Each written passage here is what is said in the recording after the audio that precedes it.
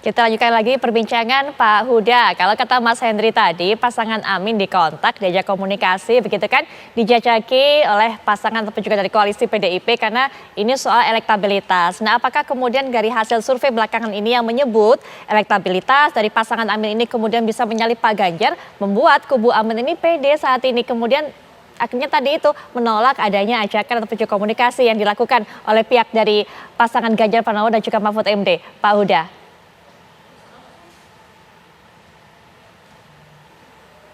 Ya, setahu saya background-nya tidak semacam itu. Saya kira Mas Eza tadi jokes politik menurut saya itu.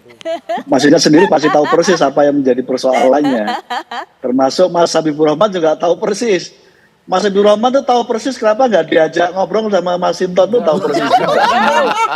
Nggak tahu, Pak. Sekali lagi kita punya kepentingan untuk kita berharap diajak dan kita pengen diajak Mas Huda juga gitu loh. Ya silakan dilanjut Pak Huda. Sekali lagi kita punya kepentingan untuk menjaga demokrasi kita bermartabat, demokrasi kita berjalan sehormat-hormatnya gitu. Nah, tapi ini bukan kita loh ya yang menilai ya, bukan pasangan Amin, bukan pasangan Ganjar, Mahfud gitu. Tapi publik, rakyat, diwakili oleh kekuatan civil society, menyatakan ada peristiwa-peristiwa yang mengiringi bagaimana potensi kehormatan dan martabat demokrasi kita bisa tercederai gitu. Nah, itulah yang lalu akhirnya ada reaksi dan kemudian ada semacam langkah-langkah gitu. Nah, pada konteks ini saya mewajarkan Mas Habibur Rahman gak diajak komunikasi sama Mas Hinton tuh sangat wajar gitu.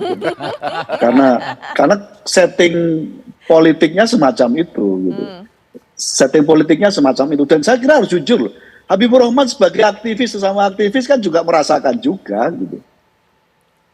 Nah dalam suasana begitulah saya kira kita perlu memitigasi terus gitu. Nah, koalisi yang terbaik, sinergi yang terbaik bagi semua pasangan calon dengan rakyat itu koalisi yang terbaik, sinergi yang terbaik gitu. Baru kemudian pada level koalisi antar pasangan calon, sinergi antar pasangan calon gitu.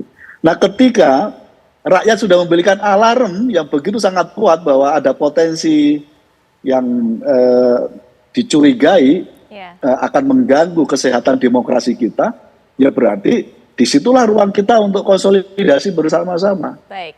Disitulah ruang kita untuk bersinergi dengan masyarakat itu. Baik. Nah, pada level ini pasangan Amin memilih untuk berkoalisi dulu dengan rakyat, baru nanti bareng-bareng sama Mas Hinton lah, kira-kira begitu. Baik Pak Huda. Baik, nah ini langsung saja kami berikan kesempatan kepada narasumber lainnya untuk bisa memberikan pernyataan penutup di sisi segmen perbincangan kali ini. Bang Mas Hinton termasuk juga menjawab, bukan hanya menjawab Pak Huda, menjawab kemudian Bang Habib juga menjawab Mas Henry. Apakah betul memang karena sepraktis itu? Masalah soal elektabilitas, masalah suara, dan juga upaya untuk lolos ke putaran berikutnya? Ya ada lah, kalau masalah elektabilitas ini kan, itu kan potret kemarin dan sangat fluktuatif. Kita semua juga punya data masing-masing internal gitu ya, selain yang disampaikan oleh lembaga-lembaga survei tadi itu. Nah, jadi bukan karena pada kekhawatiran itu yang saya sebutkan tadi di angka-angka kuantitatif itu, tetapi sama seperti juga Mas Huda sampaikan ya, apa yang menjadi hari ini keresahan di masyarakat, terutama tadi elemen masyarakat sipil society melihat kecenderungan. Nah, kecenderungan ini kan harus kita baca, gitu loh. Artinya apa? Kita menempatkan politik itu ya bukan sekedar pada angka-angka tadi. Ya, maka kita harus memastikan semua nih elemen pemilu ini menjadi sarana mengantarkan bangsa ini menjadi yang lebih baik. Ya. Bukan sekedar pemilunya yang diselenggarakan asal ada, ya, tetapi melahirkan kepemimpinan yang legitimit dan punya pengalaman untuk mengantarkan bangsa ini menuju Indonesia unggul tadi.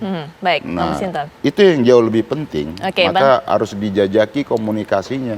Bang Habib juga penutup, silakan Bang. Iya, betul. Saya sepakat dengan apa yang disampaikan Mas Huda ya. Masyarakat melihat praktik-praktik yang menjurus kepada kecurangan. Ya, banyak sekali contoh kan yang saya sebutkan tadi di Boyolali, Majalengka, Sorong ya. Di berbagai daerah, kemudian ada Cilacap, ada macam-macam. Tapi kan kita nggak bisa menjadikan hal tersebut sebagai sangka kepada paslon lainnya, gitu kan? Justru kita harus mengedukasi masyarakat bahwa ketiga paslon ini punya komitmen yang sama terhadap tegaknya demokrasi dalam pemilu. Ya, kita sama-sama tidak mengizinkan, tidak menginginkan, tidak menyukai terjadinya kecurangan dalam pemilu ini. Nah, itu yang menurut saya menarik kalau dibentuk komitmen tiga pihak bicara soal anti kecurangan ini supaya kita bisa saling kunci ya. Kami mungkin sama-sama tidak ingin terjadinya kecurangan ya. Mungkin kami ya Pak Masinton ya ada juga kalau saya dicurangi bisa kalah ya kan. Nah, kalaupun kami menang jangan sampai tuduhan-tuduhan kecurangan ini membawa beban bagi kami gitu loh. Kan sama-sama dong walaupun motifnya beda ya kan. Sama-sama kita tidak suka dengan kecurangan. Udah pede menang ini salahnya ya. Ini contoh. Kalau contoh ini kan contohnya aja pede, Bang. Ya kan? Mas Henry singkat menjadi penutup. Ini penutup nih. Singkat ini saya. Saya membayangkan perbincangan ini terjadi di 2019. Pasti kebalik nih. Ada yang satu bicara tentang jangan curang, yang satu lagi bicara tentang kami fair play kok, rakyat bisa menilai. Jadi kalau yang ngomong jangan curang berakhir kekalahan. Enggak, bukan begitu maksud saya. Jadi yang saya ingin sampaikan pada para peserta pemilu ini, pada para peserta pilpres ini, bahwa terkadang bisa seperti itu tuh, bisa kebalik-balik kondisinya.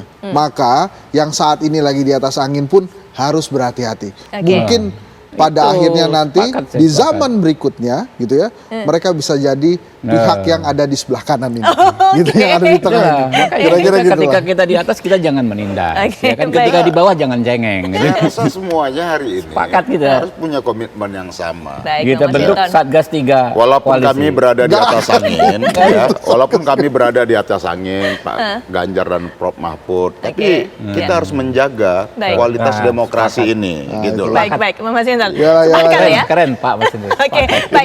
Kalau sepakat kalau kan diajak ngobrol dong kalau gitu nantinya. Nunggu komunikasinya. Emang kalau nggak masuk dalam grup WA itu nggak enak.